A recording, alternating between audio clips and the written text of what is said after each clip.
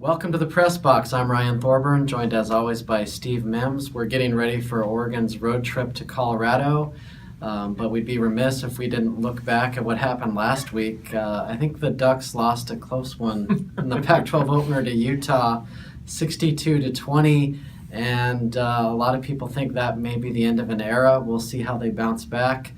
Kind of just in the guys you've talked to and the coaching staff's demeanor, how do you feel about the Ducks going on the road to a place where I think a lot of people thought they would win easily, and now they're only, a little over a touchdown favorite? Yeah, if there's panic in the streets, it doesn't seem to be in the HD Center. Obviously, Oregon's stuck with what they always talk about. You kind of win or lose, you look at it, you try to improve on it and move forward. But you do got to wonder a little bit about the psyche of this team. None of these guys have ever lost a home game by more than 7, much less by 42. And so I think there's got to be some questions when there's things as glaring as the secondary getting beat and the quarterback play that's struggling.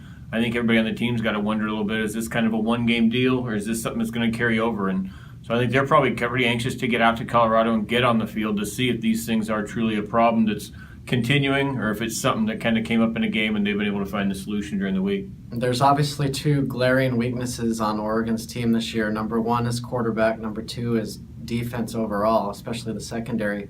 We'll start with quarterback because that's, the headline grabber. Vernon Adams Jr. has a broken index finger, as he has, since the Eastern Washington game. And he also has a sickle cell trait, which we learned this week, which, a lot of athletes don't play at altitude because it can cause other health problems. So given those 2 things and the fact that Scott Frost said that he's not going to play Vernon until he's ready to play at a Vernon-like level, I would think they're going to roll with Jeff Locke this weekend. And the question is, can Jeff Locke deliver a road win in the Pac-12? Yeah, I would expect that too. I do think it'll be a short leash, though, and I wouldn't be surprised if he goes out there and can't get it going if we don't see Taylor Alley, who comes in as number 3, or, if Vernon makes the trip and the finger feels okay, maybe he comes off the bench. Maybe it's one of those deals to where you start Jeff, you see if he can run it, a guy who's been in your system a long time. Can he, get the ball to Royce, move the offense, get them scoring some touchdowns, get you ahead, and then let him kind of manage the game.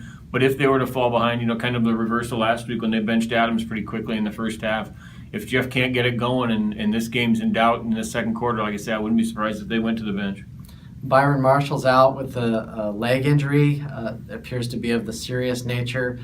So someone's going to have to help out in the receiving corps. Devin Allen has volunteered.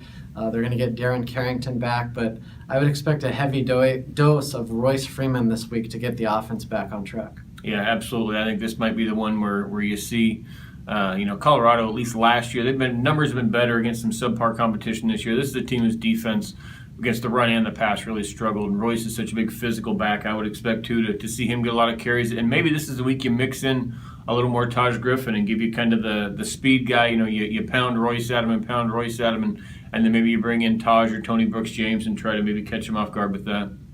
Defensively, Don Pellum was at a loss for words after the game. Utah just did whatever they wanted to Oregon. The Utes weren't known as a passing team, and Travis Wilson is basically the National Player of the Week.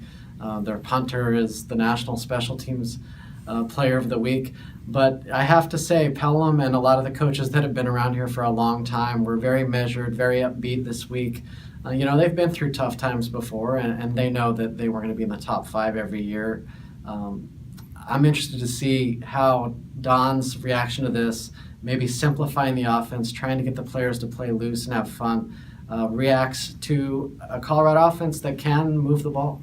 Yeah, we've seen Oregon's defense struggle at times in the past, but there wasn't always an offense that kind of make up for its warts. If you gave up 31, you still won 51-31. What we're seeing now is that this defense, if they give up some points and Oregon may not be able to play catch-up, it could put the defense in a different situation where you're not kind of as relaxed and feeling like, all right, well, we can come back out, and maybe you can't be as aggressive going for turnovers, knowing that, boy, that touchdown that beat you might be the one that beat you for the game, whereas in the past you kind of be a little bit more, take more chances knowing, well, if you give a touchdown, the offense will probably catch up for you.